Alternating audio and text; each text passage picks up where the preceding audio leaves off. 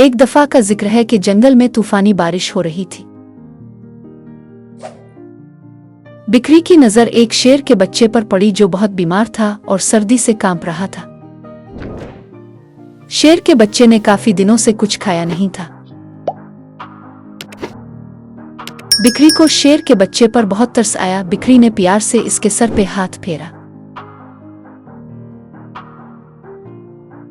भूखे शेर ने हसरत से बिक्री की तरफ देखा। बिक्री समझ गई कि यह बहुत भूखा है। इसने शेर के बच्चा को खाना दिया, दूध पिलाया। इतनी देर में बारिश रुक गई।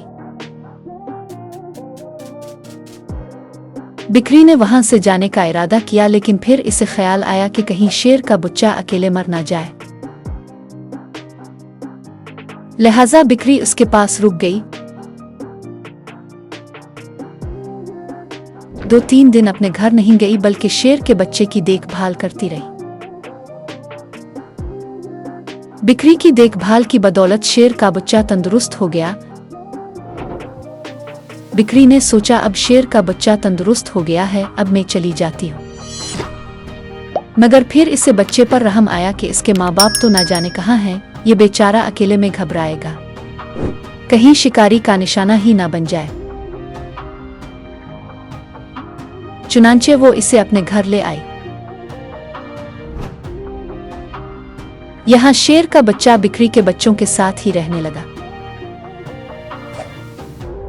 कुछ अरसा गुजरने के बाद शेर का बच्चा जवान हो गया।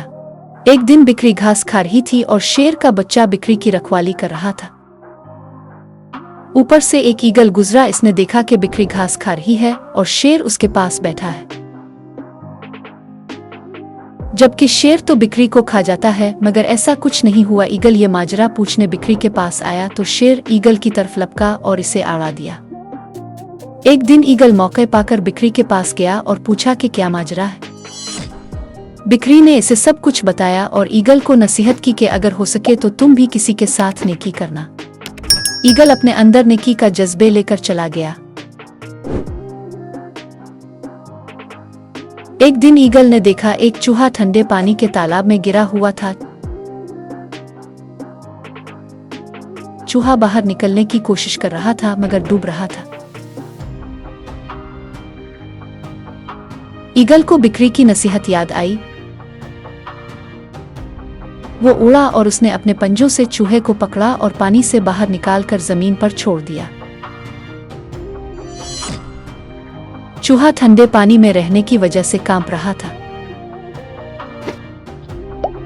ईगल ने इस अपने प्रो में ले लिया। कुछ देर गुजरने के बाद ईगल ने चूहे को प्रो से बाहर निकाला तो देखा चूहा ठीक हो गया है, मगर चूहे ने इसके पर काट दिए। अब ईगल उड़ने की कोशिश करता और जमीन पर गिर पड़ता। ईगल अपने आप को कोसने लगा कि इसने चूहे की मदद ही क्यों की। इसे बिक्री पर भी गुस्सा था। कुछ अरसा गुजरने के बाद ईगल के नए पर उग आए और वो फिर उड़ने लगा।